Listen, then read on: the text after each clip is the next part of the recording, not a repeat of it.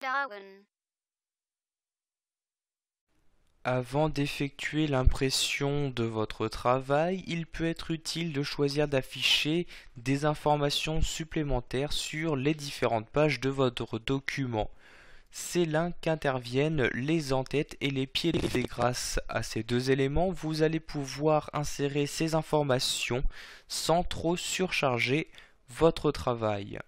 Donc, pour ajouter des en-têtes ou des pieds de page, il vous suffit tout simplement de double-cliquer ici dans la partie haute pour accéder aux en-têtes. Vous allez alors choisir quelle information vous souhaitez insérer.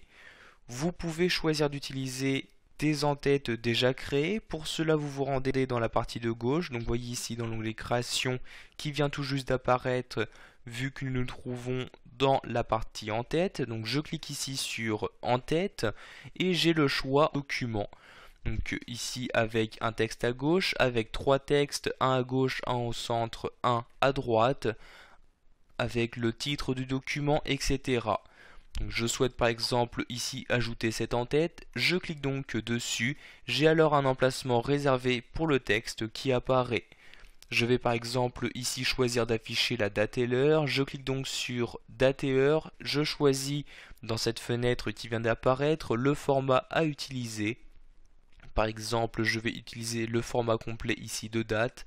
Je clique ensuite sur OK, mais avant, vous allez pouvoir choisir si vous souhaitez mettre à jour automatiquement ou non cette date, c'est-à-dire dès l'ouverture d'un document, cette date prendra la date d'aujourd'hui si vous avez choisi ici de cocher cette case. Donc ici, je vais par exemple choisir la date de création, je ne vais donc pas cocher cette case, je clique sur OK, la date est alors insérée. Vous maintenant en dehors de l'entête pour désactiver et retourner à votre texte. Maintenant, si je descends dans mon document, vous allez voir ici que cette en-tête a également été appliquée sur ma seconde feuille. Ici, je descends, je la verrai également sur ma troisième et dernière feuille. Donc c'est vraiment un gros avantage d'utiliser ces en-têtes et pieds de page. Ceci s'applique sur l'intégralité des pages de votre document. Donc je redouble-clique ici dans l'entête pour rentrer dans le mode édition de cette entête. Vous allez pouvoir atteindre rapidement le pied de page de cette page en cliquant ici sur atteindre le pied de page. J'accède alors au pied de page. Pour les pieds de page, nous allons par exemple choisir d'afficher les numéros de page. Pour cela, je me rends dans la partie gauche, je clique sur numéro de page, puis dans bas de page, je sélectionne ici le type à utiliser, donc suivant l'emplacement.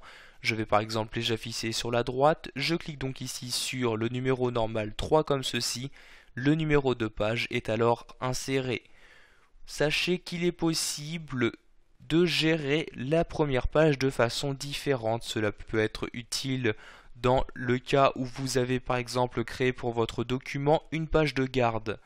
Donc, vous n'avez qu'à cocher ici la case première page différente, alors comme vous pouvez le voir, le pied de page que j'ai choisi donc pour afficher le numéro de page ne s'affiche pas ici sur la première page. Je peux donc créer un pied de page spécialement pour cette première page.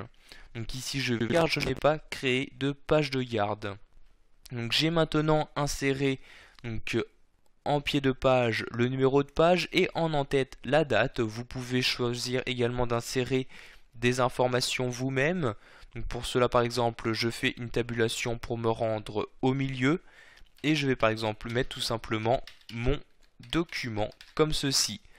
Je ferme maintenant l'entête et le pied de page en cliquant par exemple sur la croix comme ceci. J'ai donc bien les différentes informations qui apparaissent. Si je descends ici, vous pouvez voir que le numéro de page apparaît bien. Et si je descends, donc, le numéro de page a bien été automatiquement incrémenté suivant sa position dans mon document. Pour supprimer des en-têtes de page, vous allez ici double-cliquer dans le pied de page, vous sélectionnez le numéro de page, vous appuyez sur la touche supprimer de votre clavier et vous retournez dans le mode normal de Word et comme vous pouvez le voir ici, le pied de page a bien disparu. Voilà, vous savez maintenant comment gérer au mieux les en-têtes et pieds de page afin d'insérer des informations qui peuvent s'avérer utiles lors de l'impression de votre document.